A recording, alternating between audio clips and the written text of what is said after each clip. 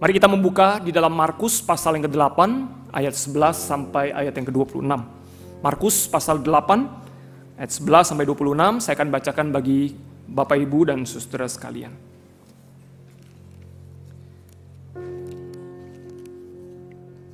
Markus pasal yang ke-8 ayat 11 sampai ayat yang ke-26, firman Tuhan berkata demikian.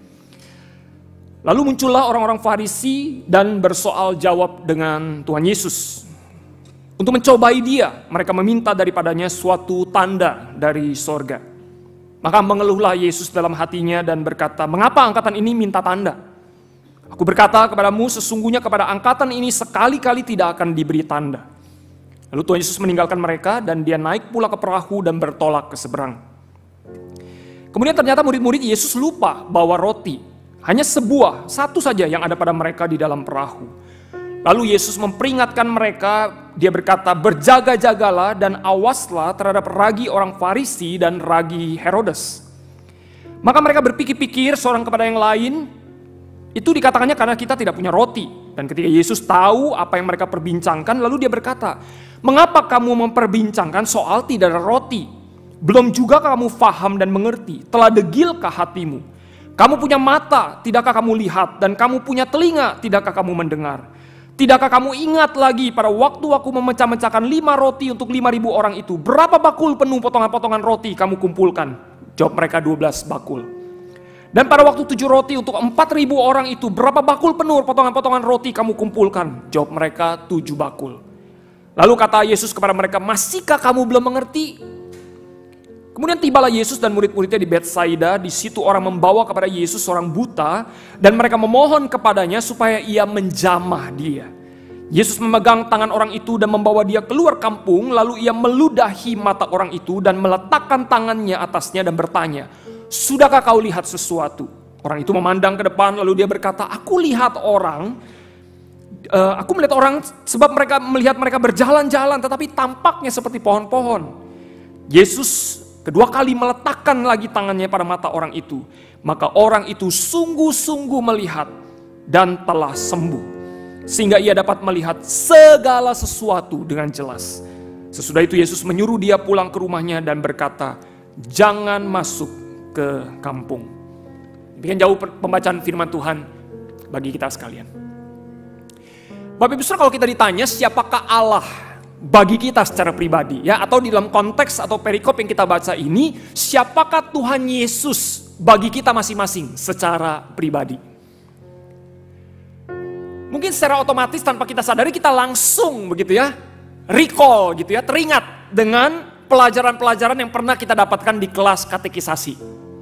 Mungkin sudah agak lama ya, tapi kita mungkin masih ingat sosok Yesus yang diajarkan oleh hamba-hamba Tuhan kita di kelas katekisasi. Atau misalnya ketika kita mengikuti seminar teologi, kita mendengarkan khotbah-khotbah di hari Minggu, ya, kita bisa recall.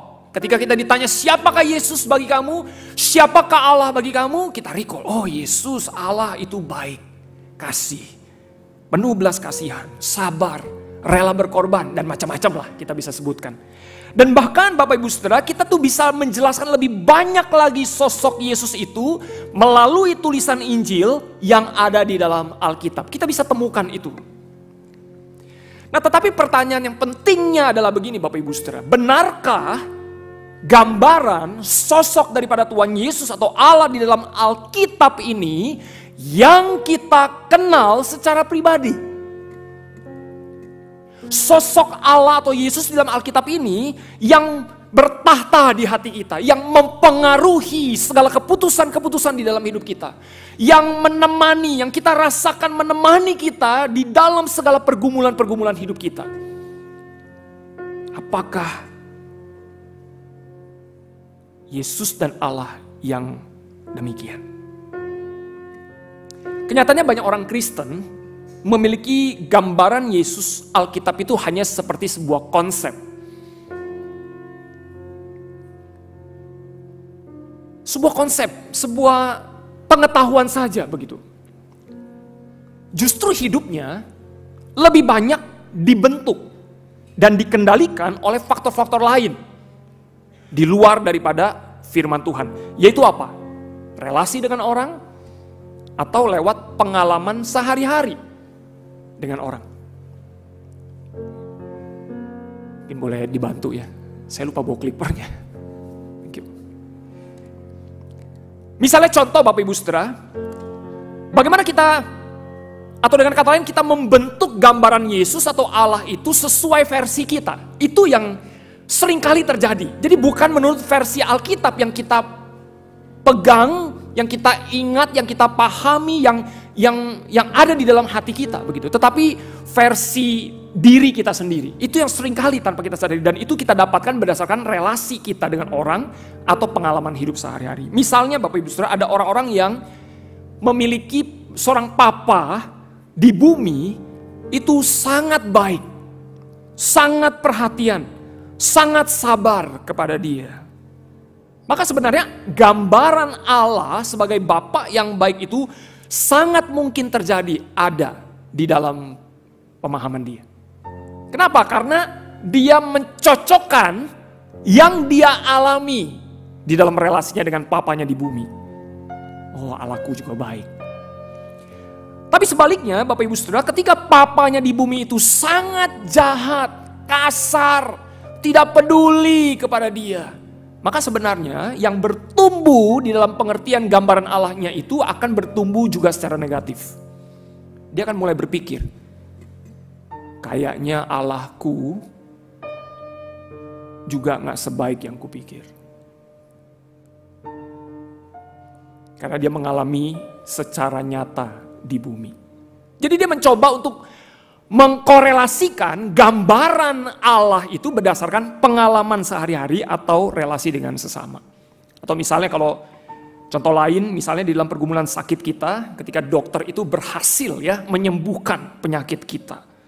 Wah, kita akan dengan amin berkata Tuhan Yesus, dokter segala dokter, tabib yang ajaib. Kita mantep gitu, kita akan nyanyi, Dia sanggup, Yesus sanggup, kan gitu ya, melakukan segala perkara. Wah, mantep nyanyinya Bapak Ibu Saudara. Tapi sebaliknya, pada waktu dokter kita berkata, saya sudah angkat tangan, saya minta maaf, saya gak sanggup lagi bisa mengobati penyakit kamu. Maka gambaran Allah, gambaran Yesus sebagai Allah yang baik, Allah yang punya kuasa, Allah yang berdaulat, perlahan-lahan pudar bersama dengan iman kita kepada Dia. Mengapa? Karena kita sedang mengkaitkan gambaran Allah dengan pengalaman hidup dan relasi kita sehari-hari. Bukan lagi apa yang menurut versi firman, tetapi versi kita. Kita kecewa ketika tidak sesuai versi kita. Kita berharap Allah kita Allah yang menyembuhkan. Maka kita tidak boleh sakit. Kita tidak akan sakit karena Allahku Allah yang menyembuhkan. Jadi pada waktu kita sakit, kita mengalami rasa sakit, kita akan bertanya-tanya kenapa Allahku yang menyembuhkan tapi menyakiti, mengizinkan sakit itu. Nah, udah mulai kacau gambaran Allahnya. Nah, seorang bernama Timothy Keller, seorang pendeta, seorang hamba Tuhan yang dipakai Tuhan luar biasa, 2 hari yang lalu telah dipanggil Tuhan ke surga. Dia pernah bercerita begini Bapak Ibu Saudara, di awal pelayanan pengembalaan dia bertemu dengan seorang gadis remaja berusia 16 tahun yang sedang mengalami depresi.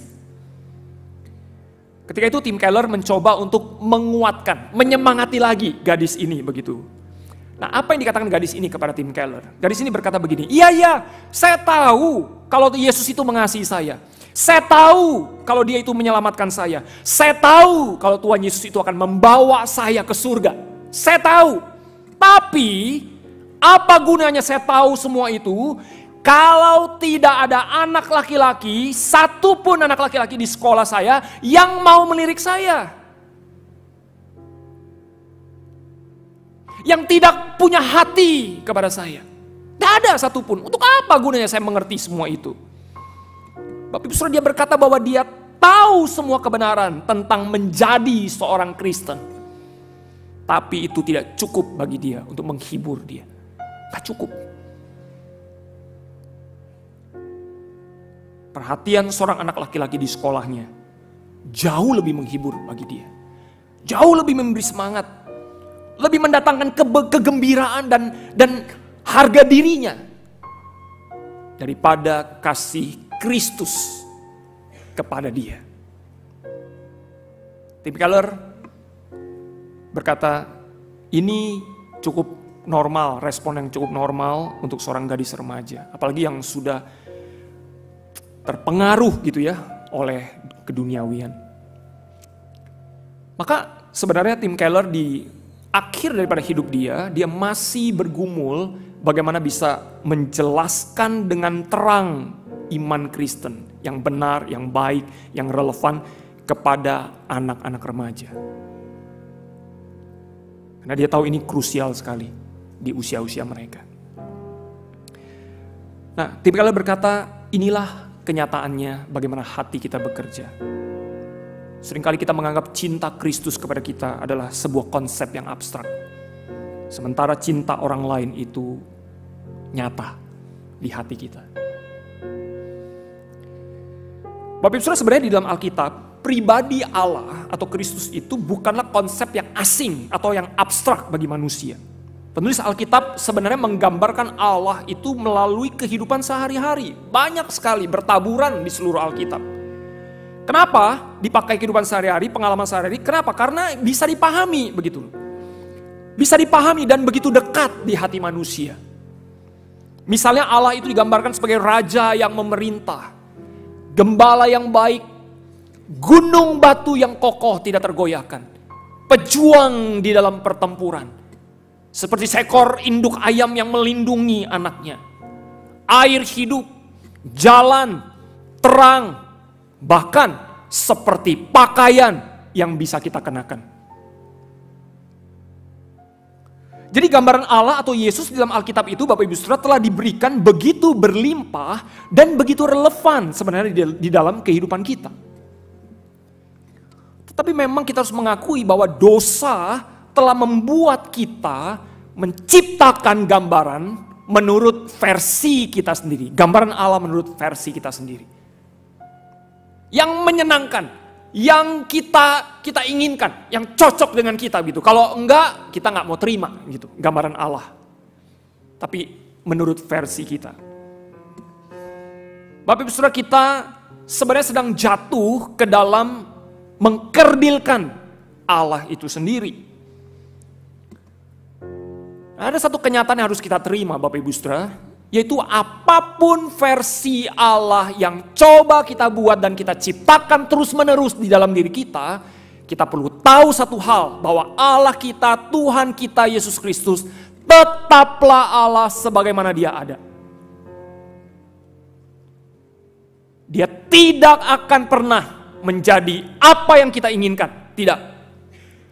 Karena Dia adalah Allah yang berdaulat penuh. Dia pencipta langit dan bumi, penyelamat hidup manusia. Dia pemilik surga dan bumi. Siapakah manusia bisa mengkondisikan Allah menurut keinginannya? Tidak bisa Bapak Ibu Saudara. Jadi apapun usaha-usaha kita untuk menciptakan Allah menurut versi kita, Allah kita tidak pernah berubah. Justru Dialah Allah yang berhak memperkenalkan dirinya kepada kita dan membentuk kebenaran itu di dalam kehidupan kita. Bapak Ibu Saudara, gambaran Allah, gambaran Tuhan Yesus di dalam Alkitab itu yang telah Dia perkenalkan itu jauh lebih baik daripada yang kita bisa pikirkan. Jauh lebih adil, jauh lebih setia, jauh lebih peduli daripada apa yang kita bisa harapkan dan kita bayangkan.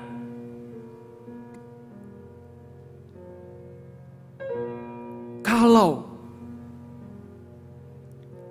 gambaran Allah menurut versi kita begitu terbatas, pertanyaannya, apakah Allah seperti itu layak untuk dipercaya? Apakah gambaran Allah menurut versi kita yang terbatas itu layak untuk kita imani? Tentu tidak. Dia adalah Allah yang sudah lumpuh karena kita yang menciptakannya. terbatas. Tapi tidak dengan gambaran Allah di dalam firman Tuhan. Mengapa kita harus tetap berpegang kepada gambaran versi kita, Bapak Ibu Saudara? Bapak Ibu, dalam perikop yang kita baca, Tuhan Yesus itu berhadapan dengan dua kelompok orang. Kelompok yang pertama itu adalah kelompok orang-orang Farisi yang sudah buta rohani. Mereka sudah menciptakan gambaran Allah versi mereka sendiri, sehingga kebutaan mereka itu tidak bisa melihat sosok Allah yang mereka cari-cari selama ini, yang sebenarnya sudah ada di depan mata mereka, yaitu Tuhan Yesus. Saking sudah buta dan mereka sudah terlalu lama hidup di dalam gambaran Allah versi mereka, maka sosok Allah yang sejati itu tidak bisa mereka lihat, padahal ada di depan mata mereka sendiri. Nah, kelompok yang kedua adalah kelompok murid-murid Tuhan Yesus yang punya masalah kebodohan rohani. Nah, kita lihat pertama, Bapak Ibu Saudara, di dalam orang Farisi, kita melihat bahwa ada pertanyaan orang-orang Farisi kepada Tuhan Yesus yang sejak awal memang sangat provokatif dan konfrontatif. Kata mencobai, Bapak Ibu Saudara, kalau kita membaca di bagian di ayat yang ke-11, ya dikatakan mereka mencobai Tuhan Yesus. Nah, kata mencobai di sini memang adalah ingin menemukan kesalahan daripada Tuhan Yesus. Bukan seperti orang yang sedang memberikan ujian, ya, lalu menemukan kebenaran. Kayak kalau guru atau sekolah kasih ujian ke anak-anak, pasti tidak bermaksud menjatuhkan anak itu. Pasti pengennya anak itu lulus, tambah pinter. Anak itu bisa menemukan jawabannya dengan benar. Gitu. Tapi kalau dalam konteks orang Farisi, ketika dia mencobai Tuhan Yesus, itu bukan untuk mencari kebenaran. Tapi mereka untuk mencari kesalahan. Mereka ingin memang menjatuhkan Tuhan Yesus. Itu memang niat mereka sejak awal. Maka kata mencobai di sini, kita bisa melihat kalau di seluruh kitab Markus itu hanya muncul 4 kali, Bapak Ibu Saudara. Dan kalimat yang pertama itu muncul pada waktu Tuhan Yesus dicobai oleh setan di padang gurun. Dan 3 kalimat berikut atau 3 kata berikutnya muncul di dalam percakapan Yesus dengan orang-orang Farisi. Jadi kita bisa lihat ya, kalau dari 4 kata yang muncul di seluruh kitab Markus ini, kita tahu nih siapa yang ada di balik orang-orang Farisi, yaitu kuasa kegelapan, setan yang menguasai mereka. Klop, ya, hati yang berdosa dan kuasa kegelapan itu klop, hopeng, kerjasama menjatuhkan Tuhan Yesus. Nah, apa yang mereka persoalkan sih sebenarnya dari Tuhan Yesus? Mereka minta tanda, Bapak Ibu Saudara. Nah, tanda berbeda dengan mujizat. Mereka tidak minta mujizat. Kenapa? Karena mereka sudah lihat banyak mujizat yang dilakukan oleh Tuhan Yesus. Kali ini mereka mau minta lebih tinggi daripada mujizat. Yaitu apa? Tanda dari surga. Konfirmasi dari Allah sendiri. Seperti kisah Elia. Ya, Elia berdoa kepada Allah dan Allah menurunkan api dari surga. Nah, seperti itu tuh. Tanda itu tuh yang diharapkan oleh orang-orang Farisi kepada Tuhan Yesus. Jadi sebenarnya mujizat yang Tuhan Yesus lakukan itu sudah luar biasa dan sudah cukup sebenarnya untuk membuktikan bahwa Yesus adalah Allah itu. Tapi karena mereka menolak kebenaran dan mereka pancing terus Tuhan Yesus untuk masuk dalam jebakan mereka dan menjadi Allah versi mereka yang taat kepada apa yang mereka inginkan, Tuhan Yesus tidak mau terjebak. Tuhan Yesus tidak mau terpancing. Tuhan Yesus berkata, tidak ada tanda untuk angkatan ini. John MacArthur, seorang hamba Tuhan yang terkenal juga, dia berkata terhadap bagian ini, orang-orang Farisi ini buta secara rohani, dia berkata. Dan sudah merasa nyaman gitu dengan hanya sesama mereka begitu yang sama-sama buta. Dan kegelapan mereka itu makin dalam, apapun bukti yang diberikan kepada mereka percuma. Dan Tuhan Yesus membiarkan mereka di dalam kebutaan yang permanen.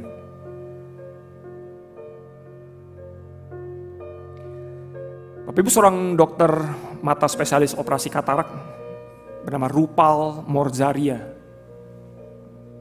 Suatu kali dia ingin mengoperasi seorang pasien wanita berumur 67 tahun yang menderita sakit katarak. Tapi betapa terkejutnya dia ketika dia dan tim mau memulai operasi dan membius mata, ya, memberikan anestesi mata kepada mata daripada pasien ini. Dia terkejut karena ternyata di dalam mata wanita ini ada 27 lensa kontak yang bertumpuk-tumpuk. Jadi menurut dia selama 35 tahun ibu ini kan sering pakai lensa kontak disposable. Jadi maksudnya yang pakai berapa lama bisa dibuang, diganti yang baru gitu. Nah pada waktu proses dia mau ganti, dia merasa dia sudah keluarin dan jatuh nggak tahu di mana gitu. Jadi pikir, oh ya udah saya ambil lagi yang baru, saya pasang begitu. Dan kejadian itu entah gimana berulang-ulang begitu selama puluhan tahun begitu. Dia menggunakan lensa kontak. Sampai tanpa sadar 27 lensa kontak nyangkut di matanya. Tanpa dia sadari. Tanpa ibu ini sadari. Jadi ketika dia mulai buram matanya, dia nggak cari dokter gitu. Dia pikir, ini masalahnya mungkin di mata saya atau di lensa kontak saya begitu. Ya, maka saya mesti ganti yang baru. Dia bilang, ini udah mulai buram nih. Oh ya, saya ganti yang lama dengan yang baru. Begitu terus. Tapi makin lama, kok nambah makin buram, bukan makin jelas, dia bilang begitu. Seharusnya apa sih yang dibutuhkan oleh wanita ini? Pasiennya. Kalau mau lihat jelas, singkirkan semua lensa kontaknya, kan gitu seharusnya. Biar nggak tambah buram. Bapak Ibu Saudara, kita bukan seperti orang Farisi memang yang buta secara rohani. Kita sudah diselamatkan. Mata kita sudah dicelikkan. Tapi kita seringkali menambahkan ke mata rohani kita lensa-lensa kontak yang tidak perlu. Kita menambahkan harapan-harapan. Kita menambahkan gambaran-gambaran yang kita inginkan dari Tuhan. Sehingga makin lama mata rohani kita semakin buram. Makin tambah, makin buram. Makin gak jelas lihat siapa Tuhan yang sebenarnya. Makin tambah, makin merasa Tuhan yang saya kenal di Alkitab tidak relevan dalam hidup saya. Tuhan yang ada di dalam Alkitab yang saya kenal itu tidak bekerja buat saya. Mungkin buat orang lain bekerja, tapi tidak buat saya. Kenapa? Bukan salah di Allah Alkitabnya yang kita seharusnya pelajari. Tapi di mata rohani kita yang kita tambahkan gambaran-gambaran versi kita. Makin lama, makin kita buram melihat kebenaran firman Tuhan. Yang harus kita lakukan apa? Singkirkan semua lensa kontak yang tidak berguna itu. Sehingga apa? Kita bisa kembali melihat Tuhan dengan jelas. Mengagumi keindahan Tuhan. Mengagumi kemahakuasaan Tuhan. Sebagaimana adanya Dia.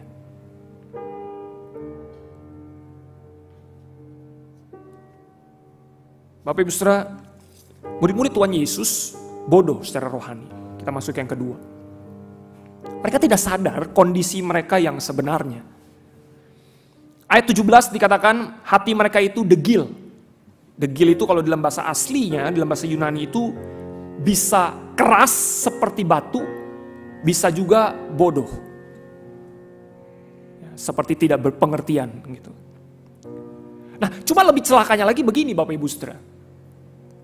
Hati mereka yang degil itu ada di tengah-tengah mereka sedang berjalan bersama dengan Tuhan Yesus.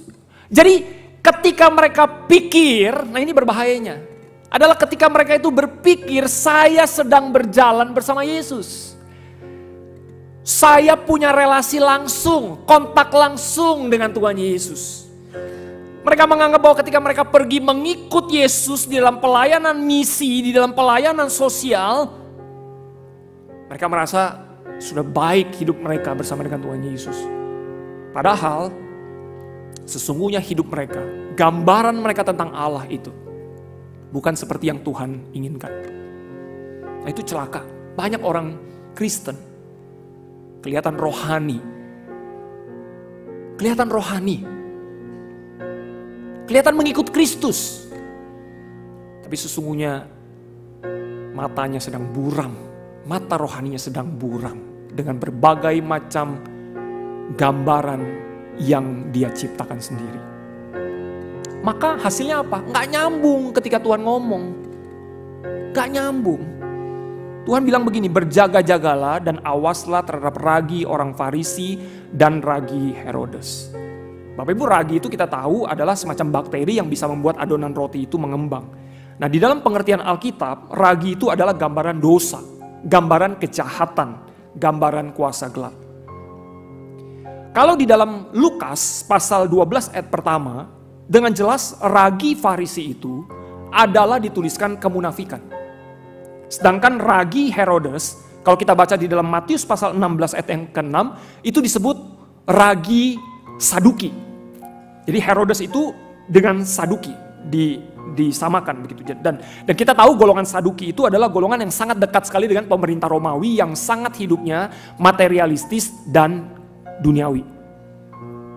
Jadi di sini Bapak Ibu Saudara, kalau kita bisa rangkumkan, Tuhan Yesus itu sebenarnya sedang mengajarkan dan mengingatkan kepada murid-muridnya untuk tidak membiarkan sedikit saja ragi kemunafikan, ragi keduniawian masuk dan mempengaruhi hidup mereka.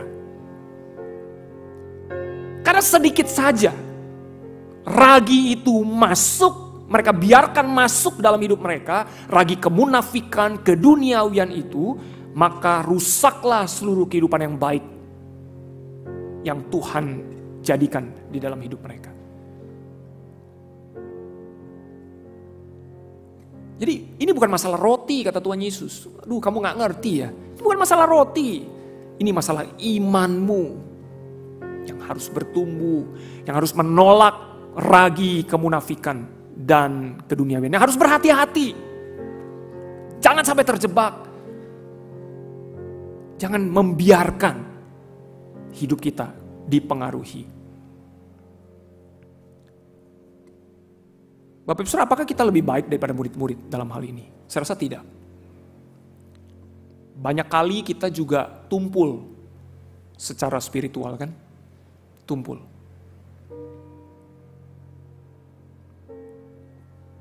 Kita seringkali lebih menganggap hal-hal materi di sekitar kita. Kita lebih memperhatikan hal-hal materi. Kita tidak melihat berkat-berkat rohani yang Tuhan sediakan bagi kita. Kita bersyukur Tuhan tidak diam. Roh Kudus terus bekerja mengingatkan kita. Tuhan terus membuat kita ingin memahami kebenarannya. Tapi tentu kita terus juga gagal memahami makna. Itulah sebabnya kadang kita sering berpikir, kok saya nggak bertumbuh ya? Saya bertumbuh apa enggak ya? Kok kayaknya gini-gini aja ya jadi orang Kristen. Dari dulu sampai sekarang sudah bertahun-tahun ikut Tuhan, belasan tahun, berpuluh-puluh tahun bahkan ikut Tuhan, masih bergumul, baca Alkitab penting apa enggak setiap hari? Perlu gak saya baca Alkitab setiap hari? Masih bergumul, baca Alkitab bolong-bolong misalnya begitu, ngasah teduh misalnya. Doa juga on off misalnya gitu. Padahal sudah bertahun-tahun, belasan tahun, puluhan tahun. Kalau bagi orang-orang yang mungkin baru percaya Tuhan begitu kan, lalu dia ikut katekisasi, lalu baru dibaptis tadi ya, di kebaktian yang kedua, dibaptis begitu, lalu mereka ada bergumul ya, untuk setia baca firman, melayani, masih baru, oke lah begitu. Tapi ini orang Kristen banyak yang udah bertahun-tahun, belasan tahun, puluhan tahun ikut Tuhan, masih bergumul untuk membaca firman Tuhan, begitu loh. Seharusnya yang terjadi apa Bapak Ibu Saudara? Kita bukan lagi hanya mau sekedar baca Alkitab, kita pengen mendalami, kan begitu. Menggali firman Tuhan, menemukan kebenarannya bagi hidup kita. Misalnya Bapak Ibu Saudara, kita berkomitmen selama 6 bulan, saya akan fokus membaca kitab Yakobus.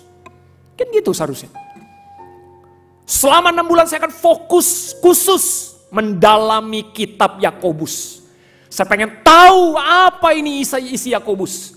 Apa yang Tuhan ingin beritakan kepada saya di dalam kitab Yakobus. Saya akan pahami betul-betul kitab Yakobus. Saya akan dedikasikan waktu saya, perhatian saya 6 bulan belajar kitab Yakobus. Supaya kita betul-betul mengerti kitab itu dan memperoleh berkat-berkat rohani di dalamnya. Gitu seharusnya, menggali. Dan apalagi yang bisa kita lakukan seharusnya sebagai orang-orang yang sudah lama ikut Tuhan. Saya tidak meremehkan pelayanan-pelayanan yang jadi usher, jadi kolektor. Ya itu baik. Dan kita perlu orang-orang untuk melayani. Tapi pernahkah kita men-challenge diri kita ya? Bahwa kita rindu pelayanan kita setelah kita menjadi orang Kristen sekian lamanya adalah kita ingin mengajarkan firman Tuhan. Bukan lagi sekedar pelayanan kolektor atau usher. Tidak salah, Bapak Ibu. Maaf, saya tidak bilang itu dan tidak menganggap itu lebih rendah. Tidak. Tapi bagi orang-orang yang baru, yang mau melayani, mereka bisa mulai dengan hal itu. Tapi bagi kita yang sudah sekian lama ikut Tuhan, pelayanan kita seharusnya adalah pelayanan firman. Kita ingin mengajarkan orang firman Tuhan. Kita ingin menolong orang bertumbuh di dalam firman Tuhan. Kan gitu seharusnya. Gak perlu ada di mimbar untuk memberitakan firman. Kita bisa memuridkan orang-orang yang baru datang, mengabarkan Injil kepada dia, dan mengajarkan firman Tuhan yang kita pelajari kepada dia supaya dia bisa mengerti apa yang firman Tuhan ini katakan. Mendalami firman Tuhan bersama-sama dengan mereka.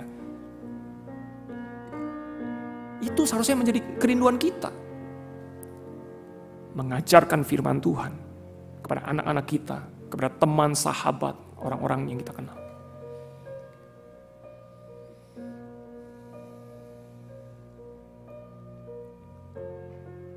Mengapa kita tidak bertumbuh? Jangan-jangan terlalu banyak selubung di mata rohani kita. Padahal Tuhan ingin mendatangkan pertumbuhan iman di dalam kehidupan kita. Tuhan ingin mendewasakan kita bagi kemuliaannya. Saya ambil contoh sederhana misalnya di dalam gereja Bapak Ibu Saudara. Kita ke gereja nih pola yang sama. Ya betul ya, tiap minggu terus ya kita datang tiap minggu, polanya sama, kita datang, kita nyanyi, kita berdoa, kita dengar khotbah, kita kasih persembahan, terus kita pulang. Terus tiap minggu kita seperti itu. Rutin, datang, terus ya.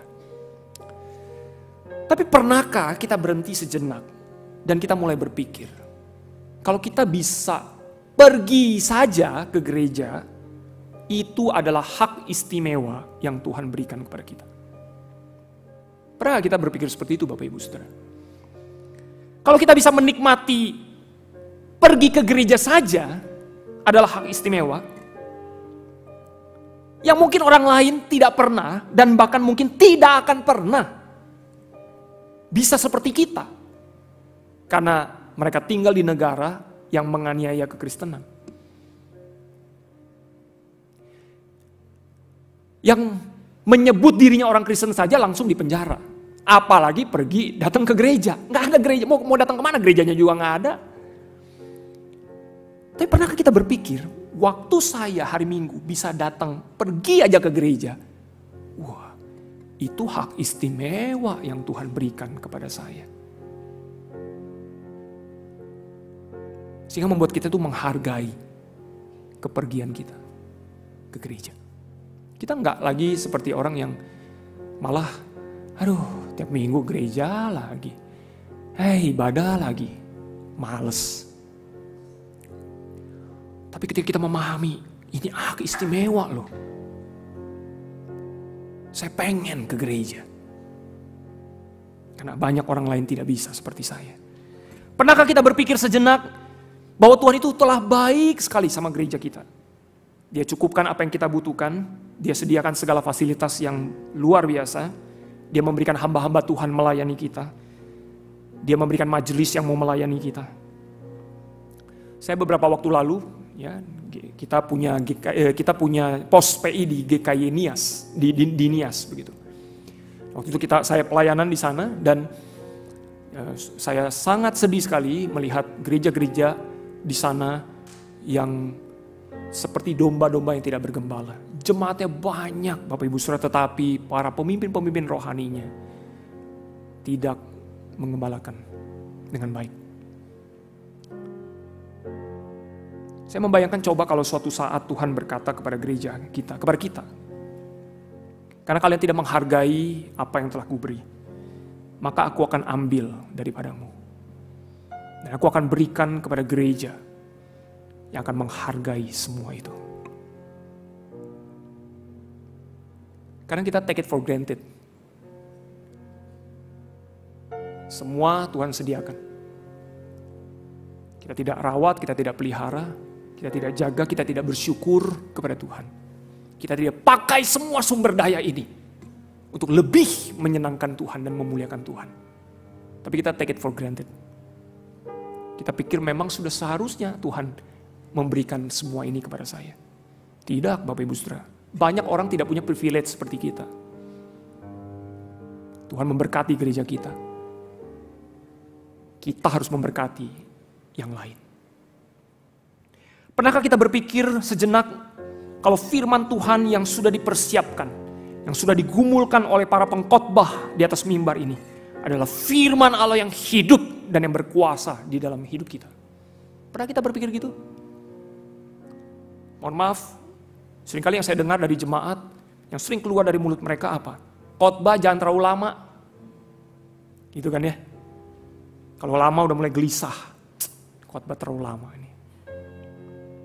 Khotbahnya gak menarik, gak lucu, gak relevan. Isi khotbahnya Alkitab terus yang dibahas.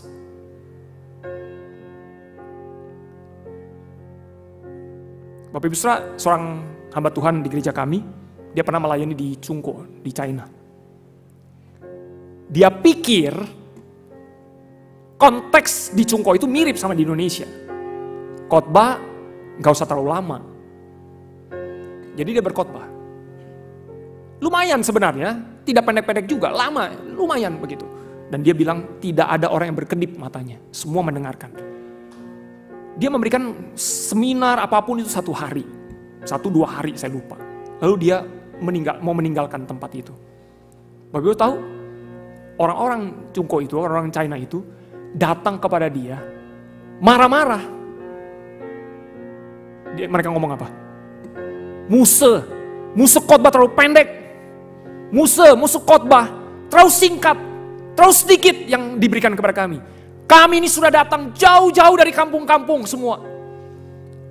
Tapi kesini datang cuma dengar 1-2 hari. Gak cukup buat kami, dia berkata.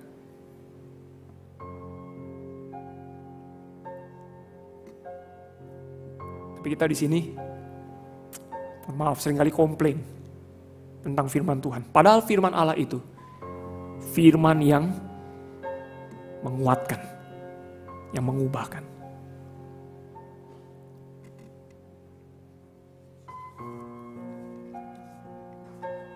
Pernahkah kita berhenti sejenak berpikir bahwa persembahan-persembahan yang kita berikan itu adalah milik Tuhan, dan Tuhan ingin pakai kita memberkati orang atau pekerjaan Tuhan. Persembahan sosial, diakonia yang kita berikan Bapak Ibu Saudara, itu bisa membuat orang lain itu makan hari itu. Bisa membuat orang lain itu merasakan Tuhan memelihara hidupnya. Tanpa kita sadari apa yang kita berikan berdampak.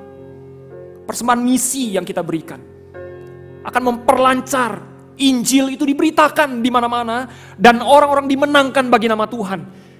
Bukankah satu orang yang bertobat itu dikatakan seluruh sisi surga itu bersuka cita?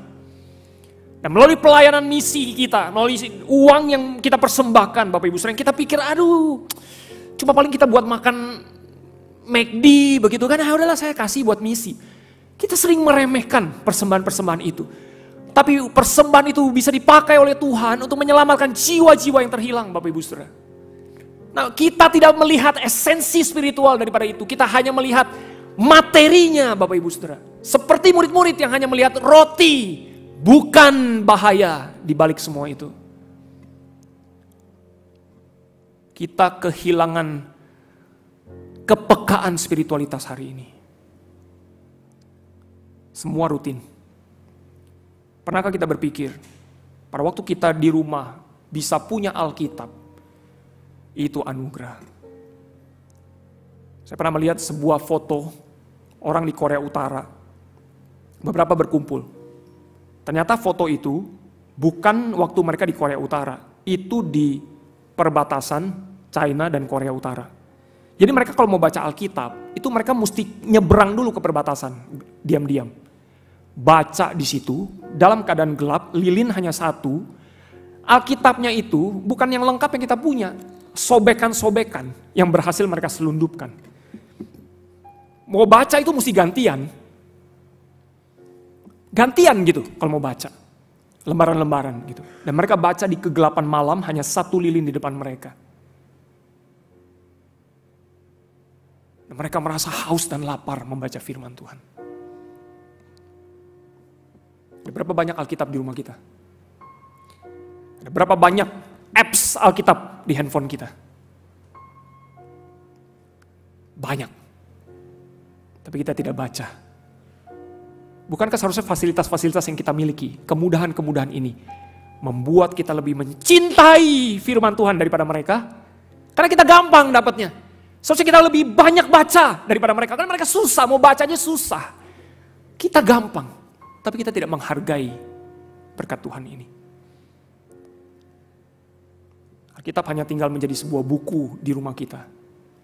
Kita tidak lihat lagi spiritualitasnya, hal rohaninya. Bapak Ibu, kita sama seperti murid-murid Yesus yang bodoh, yang tidak melihat berkat-berkat spiritual dari Allah di sekitar kita. Punya mata, tapi tidak bisa melihat. Punya telinga, tapi tidak bisa lagi mendengar. Kita terlalu asik dengan hal-hal material yang fana yang ada di sekitar kita. Kita tidak melihat lagi di balik hal-hal material itu, Tuhan sedang mau bekerja. Tuhan sedang menyatakan rencananya. Kita sangat membutuhkan pertolongan Tuhan. Dan kita bersyukur Tuhan kita Yesus Kristus membereskan masalah kebutaan rohani dan kebodohan rohani ini. Bapak Ibu Saudara, dalam peristiwa akhir Yesus menyembuhkan orang buta, menarik sekali Tuhan Yesus menyembuhkannya 2 kali, bukan cuma sekali. Kenapa 2 kali? Jawabannya adalah karena Tuhan ingin mengajarkan kepada murid-muridnya. Mujizat saja itu tidak menyelamatkan. Perbuatan ajaib itu tidak menyelamatkan. Kalau kebutaan itu ingin diselesaikan, kebodohan itu ingin diselesaikan, maka yang dibutuhkan adalah anugerah, kasih karunia Allah. Mujizat tidak menyelamatkan. Membawa pengertian bisa, tapi tidak menyelamatkan. Yang menyelamatkan adalah anugerah dari Allah kepada kita. Dan kita bersyukur murid-murid Tuhan Yesus dan kita semua sudah ada di jalur itu. Kita telah memperoleh kasih karunia Allah di dalam kehidupan kita. Dan kita bersyukur selubung-selubung versi-versi Allah yang coba kita buat, Tuhan bisa patahkan, Tuhan bisa singkirkan. Karena dia peduli dalam hidup kita. Mari datang kepada Tuhan, Sang Roti hidup itu. Mari datang kepada Dia. Minta Dia mencelikan sekali lagi mata rohani kita. Mengangkat semua selubung, gambaran Allah versi kita, yang hanya mau kita suka. Dan kita mau kembali melihat Tuhan kita dengan jelas melalui kebenaran firman-Nya. Cukup untuk kita bisa melihat Tuhan kita secara terang benderang. Mendekatlah kepada Allah. Tuhan akan mendekat kepada kepada kita.